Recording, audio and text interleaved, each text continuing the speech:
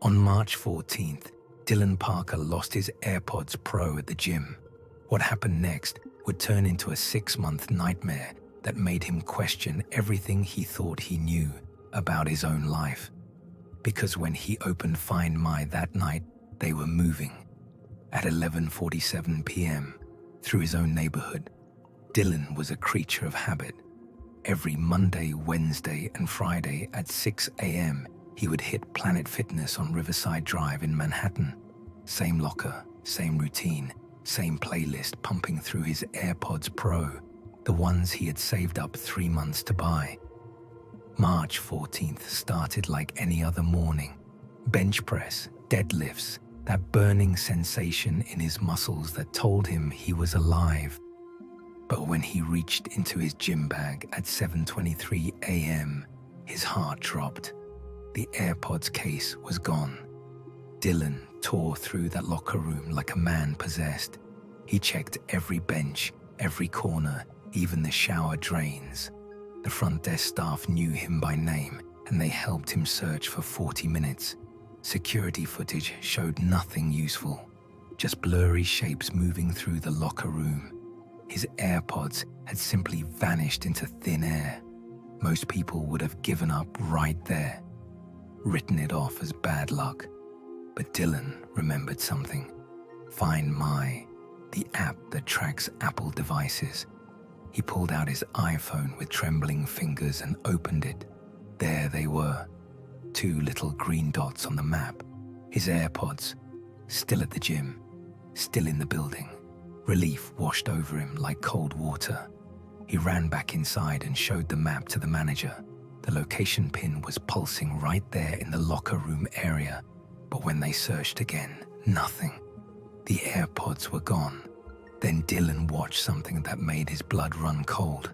The green dot started moving, slowly at first, out of the gym, down Riverside Drive, heading south. Someone had his AirPods. Someone was wearing them right now, and they were walking away. Dylan did what any rational person would do. He followed the dots on his phone. For 3 blocks, he walked behind this digital ghost. The dots moved at walking pace, steady, deliberate. Then they stopped at a Starbucks on 47th Street. Dylan burst through the door, scanning every face, looking for someone wearing white AirPods. But there were 12 people in that coffee shop. 6 of them had AirPods in their ears. It was Manhattan. Everyone had AirPods. He felt ridiculous. What was he going to do? Walk up to strangers and demand to see their earbuds, check serial numbers? The police would laugh him out of the precinct. These were just AirPods, just headphones. He should let it go. But Dylan could not let it go, because that night at 11:47 p.m. when he checked Find My one more time before bed, the dots were moving again, and they were close, too close. The AirPods were 3 blocks from his apartment in his neighborhood, moving slowly down Amsterdam Avenue, the same road he took home from work every single day. His hand started shaking. This was just a coincidence, right? Manhattan is crowded. Millions of people. Of course, someone with his stolen AirPods might live nearby. It meant nothing. But deep in his gut, Dylan knew something was very wrong. He took a screenshot of the location. The timestamp read 11:47 p.m. The AirPods were stopped outside a bodega he bought coffee from every morning. Dylan did not sleep that night. He kept checking the app every 20 minutes. At 1:15 a.m., the dots moved again, back north, past his building. They stopped 4 blocks away for the rest of the night. Someone out there had his AirPods. Someone who lived in his neighborhood. Someone who shopped at his stores. Someone who walked his streets. Day 2. Dylan became obsessed. He started documenting every location, every movement. He created a spreadsheet with timestamps and addresses. The AirPods would sit still for hours, then suddenly move, always at strange times. 3 a.m., 5:30 a.m., 11 p.m. Whoever had them kept odd hours. By day 7, Dylan had mapped out a pattern. The AirPods went to the same gym, his gym, Planet Fitness on Riverside Drive, every Monday, Wednesday, and Friday, same days he used to go, but the time was different. They arrived at 9 p.m., right after Dylan left for his new evening workout time. He had switched his schedule because going to the gym in the morning reminded him too much of losing the AirPods. He could not handle seeing that locker room again. This was getting weird, really weird. What were the odds? Dylan started going to the gym at random times, Tuesday at 2 p.m., Thursday at 6 a.m., Saturday at noon, and every single time within 2 hours of him leaving, the AirPods would show up, like whoever had them was waiting, watching, making sure they never crossed paths. On day 15, Dylan did something crazy. He went to the gym at 9 p.m., the exact time the AirPods usually showed up. He sat in his car across the street watching the entrance, watching the Find My app. At 9:03 p.m., the green dots appeared inside the building. Right now, the person wearing his AirPods was inside that gym. Dylan ran across the street, nearly getting hit by a taxi. He burst through the gym doors and froze. There were maybe 30 people working out. 10 of them were wearing AirPods, white ones, just like his. He walked between the machines trying to look casual, trying not to seem like a crazy person. But how could he tell which ones were his? They all looked identical. Then he remembered something. The Find My app has a play sound feature. You can make your AirPods beep even if someone else is wearing them. Dylan's hands were sweating as he pressed the button. A high-pitched chirping sound would start playing in 5 seconds. He held his breath and waited. Nothing happened. No one reacted. No one pulled out their AirPods looking confused. Dylan tried again and again. Either the feature was not working or the person wearing them had the volume up so loud they could not hear the alert. Or maybe they knew exactly what that sound meant and they were ignoring it on purpose. Dylan left the gym feeling defeated, but he did not stop tracking. Day 23. The AirPods went somewhere new, a coffee shop called The Grind on 52nd Street. Dylan had never been there. He checked his photos, his credit card statements. No record of ever visiting that place. But when he looked at the reviews online, his stomach dropped. One of the top-rated comments said, "This is the best place to work remotely in Manhattan. Always quiet, great Wi-Fi, perfect if you need to focus." That was strange because Dylan worked remotely, from home. But his company had been pushing employees to try co-working spaces. His manager had even sent out a list of recommended spots last month. Dylan scrolled through his work email until he found it. And there it was, number 3 on the list. The Grind on 52nd Street. Coincidence? Had to be. But the AirPods kept going there every Tuesday and Thursday, from 10 a.m. to 3 p.m. The exact hours Dylan typically worked. He decided to check it out. On day 31, he walked into the Grind with his laptop. He ordered a coffee and sat down at a corner table. The Find My app showed the AirPods were here, right now, in this building. Dylan scanned the room. 15 people, 3 wearing AirPods. He tried the play sound feature again. Nothing. He spent 4 hours there working on his laptop watching people come and go. The green dots never moved. Whoever had his AirPods was in this coffee shop working just like him. Maybe sitting 3 tables away, maybe right behind him.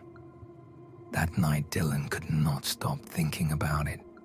He pulled up all his screenshots, all his location data, and he started seeing patterns he had missed before. The AirPods went to Whole Foods on Broadway, He shopped there twice a week. They went to the AMC Theatre on 34th. He had seen 4 movies there this year. They went to Prospect Park in Brooklyn. He jogged there every Sunday morning. But here is what made Dylan blood run cold. The AirPods never went to these places at the same time as him. It was always just after he left, like someone was following his routine, learning his schedule, his habits, his life, but staying just far enough behind to never be seen. Day 45. Dylan started testing his theory. He went to a random restaurant he had never been to before, a Thai place in Queens called Lotus Garden. He had dinner. He went home. The next night, at the exact same time, the AirPods showed up at Lotus Garden. He tried another test. He took the subway to a bookstore in Greenwich Village he had never visited. 2 days later, the AirPods were there, at the same time he had been. This was not random. This was not coincidence. Someone was tracking him. But how? Dylan did not post his location on social media. He barely used Instagram. His Facebook was private. He did not check in anywhere. So how could someone possibly know everywhere he went? Then it hit him, like a freight train. Find my works both ways. If Dylan could track his stolen AirPods, then whoever had them could see his other devices, his iPhone, his iPad, his MacBook. Every Apple device he owned was broadcasting his location 24/7. He had been so focused on following them that he never realized they could follow him right back. Dylan felt sick. For 45 days he had been hunting a thief, but the thief had been hunting him too, learning his patterns, studying his life, and staying invisible. Day 62.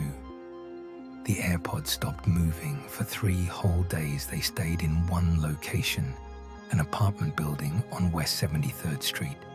Dylan looked it up. A nice building, doorman, expensive. He did a reverse address search and found 23 units. No way to know which one. But the AirPods were in there somewhere, close enough that he could walk there in 15 minutes. Dylan stood outside that building for 2 hours. He watched people come and go, dog walkers, delivery drivers, residents with shopping bags. Any one of them could be the person. Any one of them could be living their life with his AirPods, going to his gym, his coffee shop, his grocery store, following him like a shadow. On day 79, something changed. The AirPods started moving at night, not just evening, deep night. 2 a.m., 3 a.m., 4 a.m. They would leave the apartment on 73rd Street and wander through Manhattan, sometimes for hours, past closed storefronts and empty parks.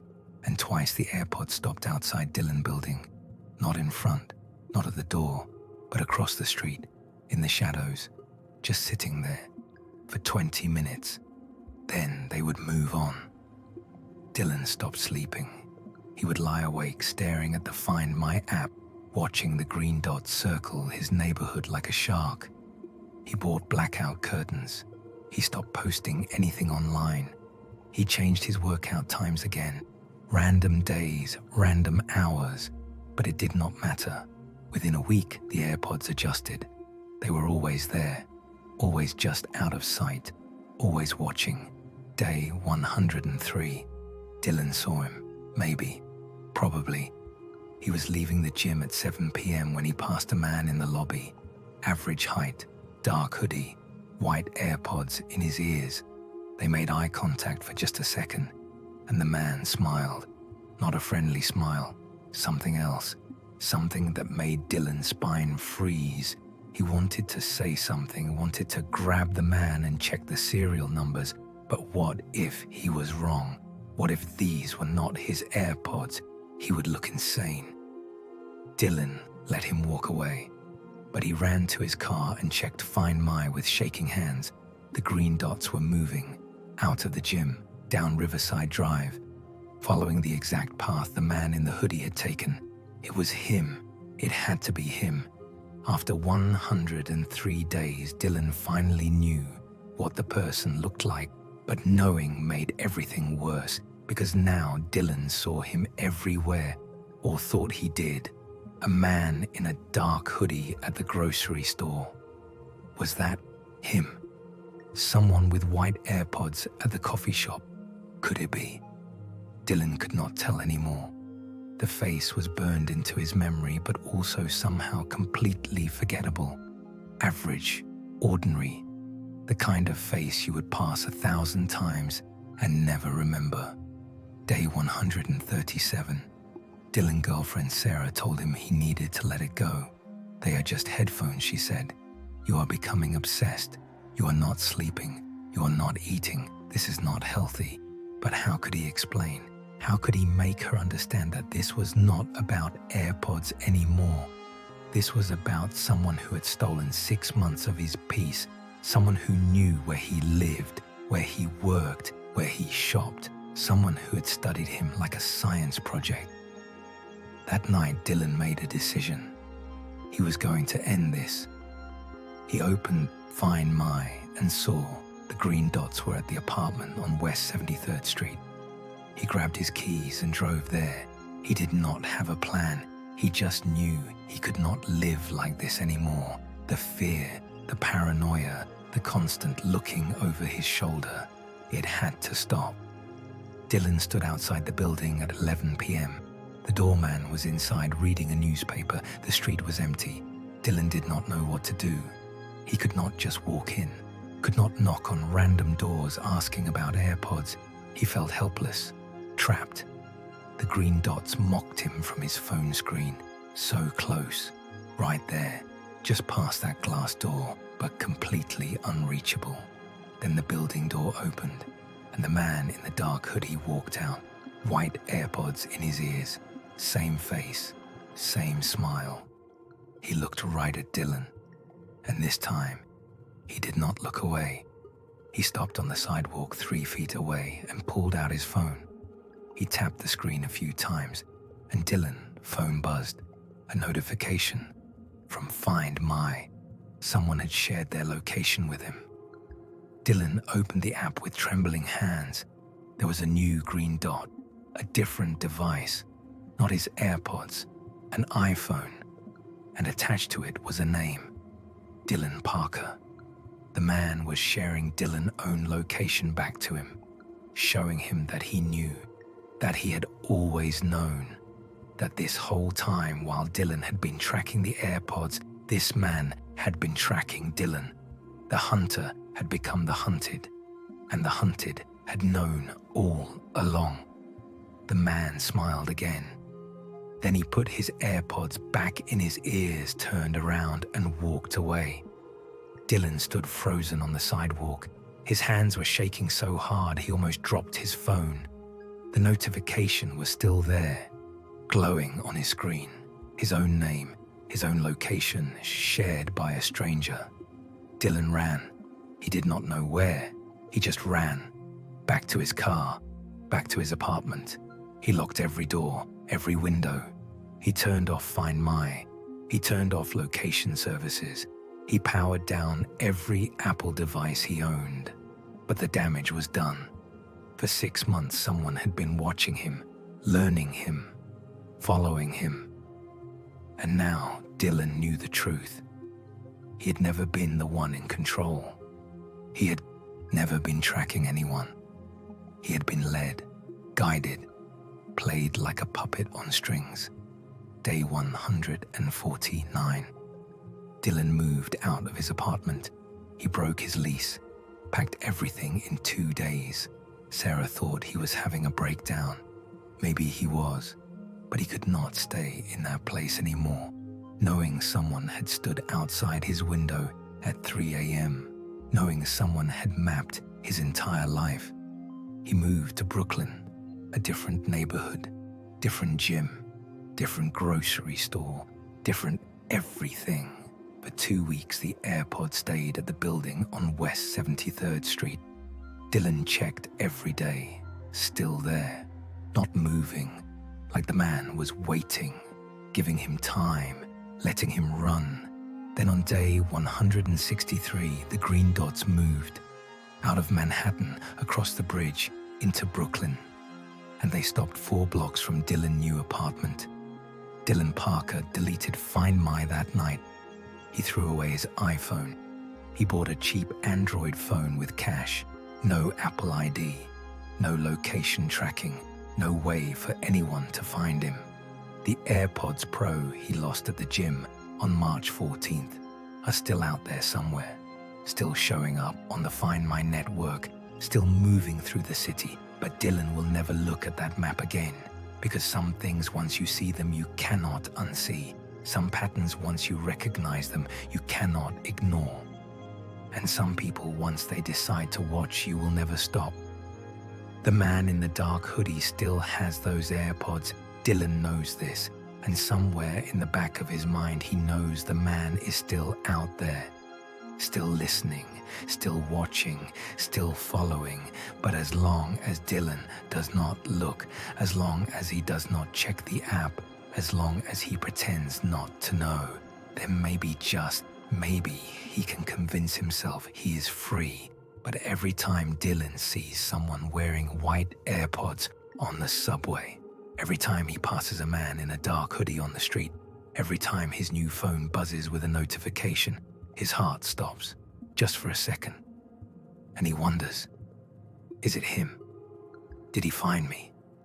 Is he still there? Just out of sight, just behind the corner, just far enough away to stay invisible, but close enough to never truly leave. The truth is, Dylan will never know. And that is the worst part. Not knowing, never knowing, living every day with the possibility that somewhere out there, the man in the dark hoodie is pressing play on stolen AirPods, listening to the sounds of the city and smiling that same smile, the one that says, I know where you are. I have always known, and I will always be watching. This is what happens when you lose something small, something insignificant, something that should not matter, but it opens a door. And sometimes the things that walk through that door are worse than anything you could imagine. Sometimes the cost of cheap AirPods is your peace of mind, your sense of safety, your ability to walk down the street without looking over your shoulder. And sometimes, just sometimes, the person who finds what you lost decides they want more than just your headphones. They want your routine, your patterns, your life, and there's nothing you can do to stop them.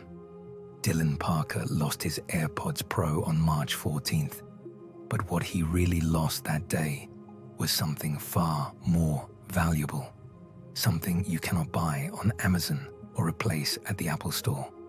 He lost the feeling of being alone, of being anonymous, of moving through the world unseen.